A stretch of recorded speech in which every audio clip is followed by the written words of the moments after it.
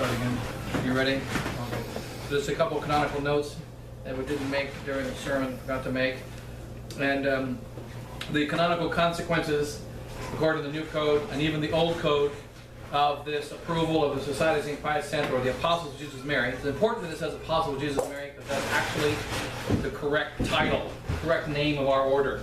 In Traditio, someone showed me in Traditio, they said Apostles of Jesus Mary is just a small branch. That's very stupid of them to say that. They should know Apostles of Jesus and Mary is the name of our order.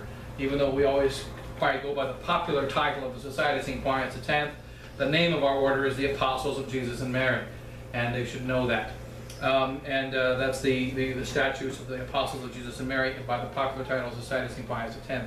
Canonical consequences, according to the new code and also of the old code, if a bishop has the right to establish any order in his diocese, he does not need the approval of Rome. So when Cardinal Pauli says, we accept the Apostles of Jesus and Mary as an institute of diocesan right in the Diocese of Buenos Aires, what that means is that Bishop Fillet is approved, and the Superior General and the two assistants are approved as heads of the Apostles of Jesus and Mary in the Diocese of Buenos Aires. It also means that the priests inside of that diocese are approved, and they are therefore under the modernist church, but only in that diocese. Outside of the diocese, they are not automatically approved. There are two things to consider outside the diocese. One is the point made in the joyful announcement of the that we just read, from Medici. The canonical status of the Apostles of Jesus and Mary as a global organization is not dealt with, only in the Diocese of Buenos Aires. However, a diocesan right organization can be anywhere in the world. So the Diocese of Buenos Aires can have a diet order, which can then go and establish another house in another diocese, and another diocese, and another diocese through the entire world, and never become anything other than an order of diocesan right. But in order to do this, the local bishops of the other dioceses must approve of their entering into the diocese. So it creates a kind of a canonical, what seems like a canonical contradiction, but in fact it's not. And that is, members of the Apostles of Jesus and Mary within the Diocese of Argentina are approved by modernist Rome. They are no longer in an irregular situation. However, the other members of the Society of Jesus and Mary, or the Apostles of Jesus and Mary, the Society of Pius X, outside that diocese, remain irregular. Why do they remain irregular? For two reasons. One, because they're not under the Diocese of Buenos Aires. They're under Menzingen, without passing through the Diocese of Buenos Aires. So therefore, they are outside of the approval of the Buenos Aires Diocese. Secondly, they're not allowed to be in their dioceses by the local bishops, because two things are required. One, we have to be approved by a bishop somewhere in the world. Secondly, we must be approved in the diocese in which we are by the local bishop. When the Dominicans or the Franciscans or any order enters into a diocese, they must ask the local bishop for permission. And the local bishop says, yes, you can come into my diocese. And you can run St. Dominic Parish, and you can run St. Benedict Parish, and you can run St. Francis Parish, and so on. But as far as dealing with the faithful are concerned, the bishop is always over the faithful, and no Benedictine monk, no Franciscan, no Dominican, or no member of any religious order or pious congregation has any authority over the faithful. Only the bishop does. By accepting to enter into this canonical structure, it means that in Buenos Aires, SSPX is approved by Cardinal Pauli and therefore approved by Rome. Therefore, he rightly says, let this be accepted as an order of diocesan right. However, Monsignor Pozzo also rightly says that this does not mean the SSPX is approved. See, yes means yes and no means no and yes. This is in order to facilitate the confusion amongst the faithful. But canonically, it's relatively simple. The Diocese of Buenos Aires approves of the priests in that diocese as an order erected and approved in the Diocese of Buenos Aires, just like any other order of diocesan right. This does not infringe upon the rights of other bishops. Other bishops, like the Bishop of Denver, or the Bishop of Paris, or the Bishop of Fribourg, these bishops can choose to reject the apostles of Jesus and Mary and say, in my diocese, I don't accept them. And therefore, they are canonically irregular in those dioceses and yet remain canonically regular in the Diocese of Buenos Aires. There's no approval between the Rome and Menzingen. Now, this is bad in multiple ways. If I was a lawyer defending Bishop Flay, I would say you shouldn't accept this. Because if you accept to be under this bishop in diocesan right, and under that bishop diocesan right, under another bishop diocesan right, you end up having 10 different, 20 different, 100 different societies, St. Pius X, each under different bishops. Therefore, your society becomes divided. You don't want that. What you want is approval by modernist Rome. Get your approval by modernist Rome. Don't accept approval from the local superiors. If you accept approval from the local bishops, it means that they will be able to isolate that branch of the Society of St. Pius X from the mainstream Society of St. Pius X and chop the SSPX into a million little pieces. So canonically speaking, to accept to be under the local bishop of Buenos Aires equals profoundly stupid. It is a trap. And a lawyer defending, a canon lawyer, on the side of the SSPX should say, no, don't fall for that trap. It's a trap that will divide the SSPX into multiple parts. For instance, one of the consequences that could happen when the Superior General's term comes up in 2018, perhaps at that time there may be 5, 6, 7, 8, 10 different dioceses that approve the Apostles of Jesus and Mary as orders of diocesan right. Though they may have the same name, there'll be 10 separate and distinct orders, which means in 2018 they can elect 10 separate superiors and thereby divide the whole society. Furthermore, canonically, in order to elect the same superior, the 10 different orders would have to have 10 different elections electing the same man. We do this in the United States all the time. For instance, in the U.S., every single diocese and every single house has its own individual president. So every year we have to have elections. And in the elections and in the decisions, we decide in Denver that Father Rostan is the superior of Denver. Meanwhile, they make another decision in California that Father Rostan is superior of California. They make another decision in New York that Father Rostan is superior of New York. When Father Rostan changes and Father Wegener comes in, there's a movement made in New York that says now Father Wegener is superior in New York, and Father Wegener is superior in Denver, and Father Wegener is superior in California. The reason why this is done is that if there's a lawsuit or there's an attack against the SSPX in California, it will affect only the organization of California, so that they can take away the properties of California, or they can sue California, and the superior of California, who happens to be a man by the name of Father Wegener. However, it won't affect Denver, it won't affect the other properties and organizations, because they're each separate legal organizations, which by coincidence happen to have some same members on the organization, same president, same vice president, same treasurer. But the other ones are different. If the Society of St. Pius X, mainstream, Apostle Jesus and Mary, accepts to be a diocesan rite in Buenos Aires, then a diocesan rite in Paris, then diocesan rite in Denver, 3 separate orders, then Rome will be able to legally come in and say, I'm sorry, but the Superior General of Buenos Aires is not the Superior General of Denver. And the Superior General of Denver is not the Superior General of the California and so, of Paris and so on. And so it becomes a way to chop up in little bits the SSPX. So not only is it very evil because of the fact that we're compromising with modernism and heresy, it's also a very bad canonical move to make because it facilitates the ripping apart of the SSPX as a single organization, and it begins to isolate it. It lays a canonical and legal foundation to isolate and destroy the SSPX. So that's one point we got to mention in the sermon there. There are many, many reasons that this event of last week was not a happy and joyful event. The most important of which is because it signifies our acceptance. If we are another order inside of the Diocese of Buenos Aires, we thereby accept the other modernist orders within that society, within that diocese. We cannot step upon their toes.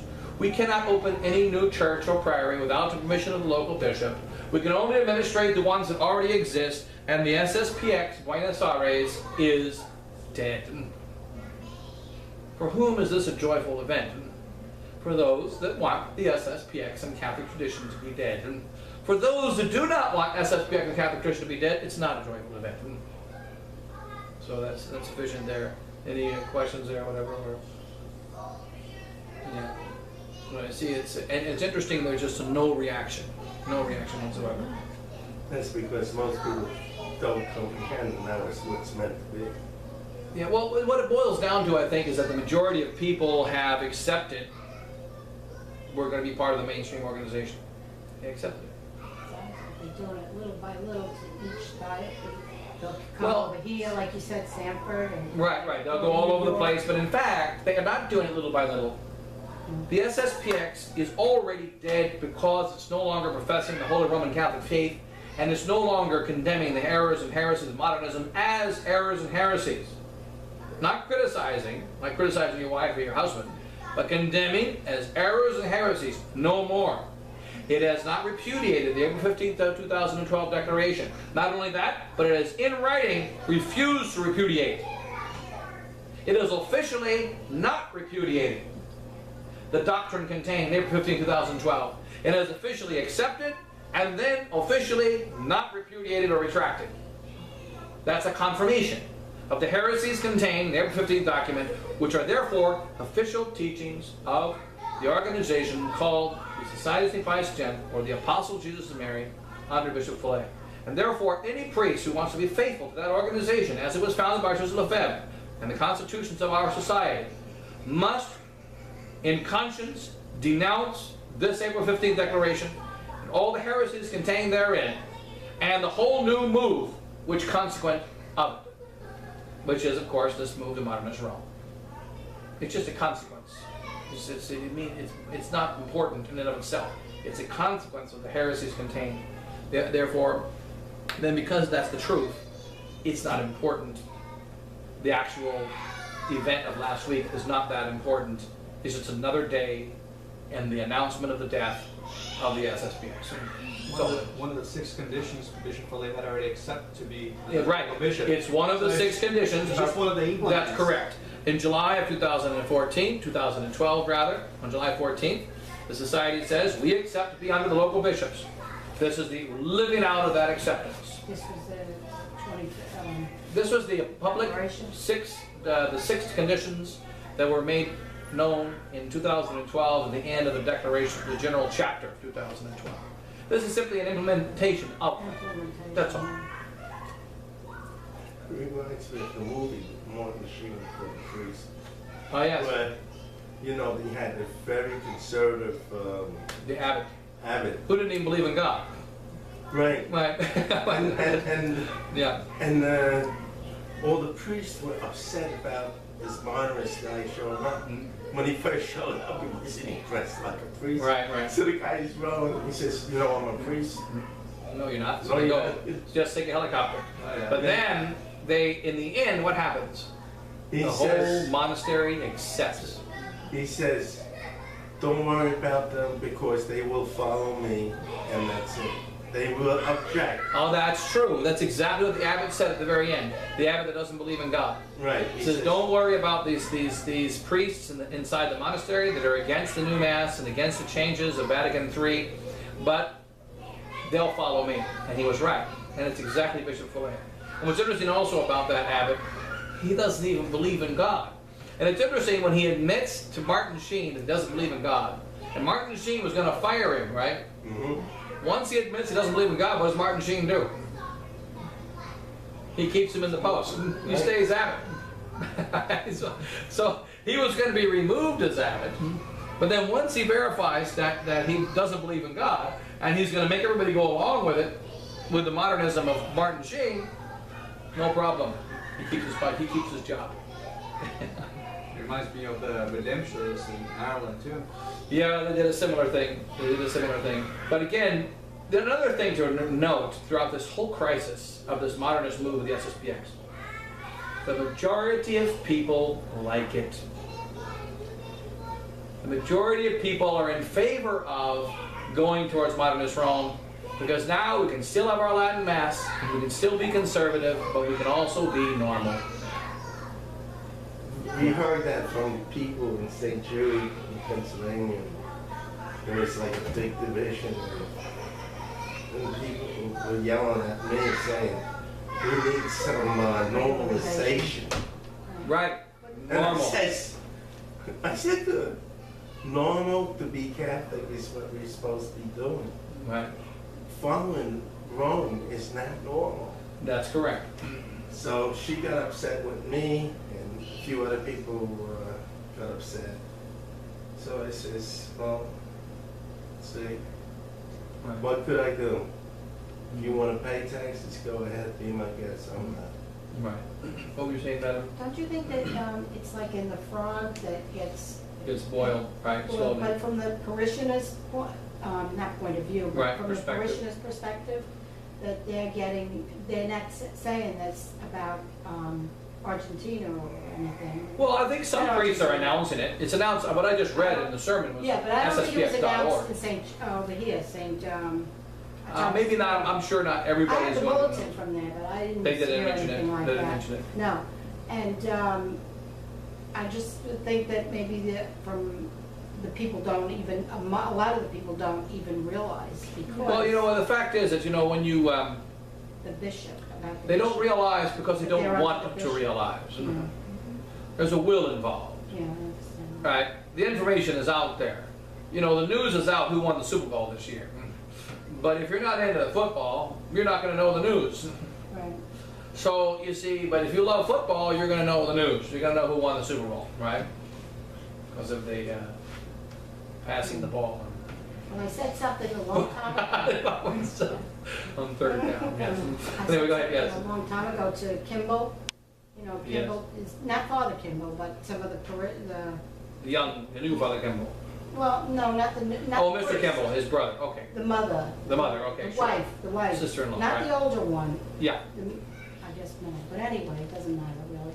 But when and I said, you know, this was when it first came out, everything, 2 years ago, I guess, or 3 years ago. I said to her, well, what, you know, the bishop, we might be under the bishop. This when right. we in Syracuse, you know, we might be under the bishop. That's gonna, like I wanted to see what she was going to say. She goes, yeah. She didn't like that. Right. But yet, But you know, then there's a lot of things you don't like, but you live with, you know. frog, like the frog. Right. I'm just thinking. But again, it's been mentioned, so it was made known in 2012 that we're willing to be under the local bishops.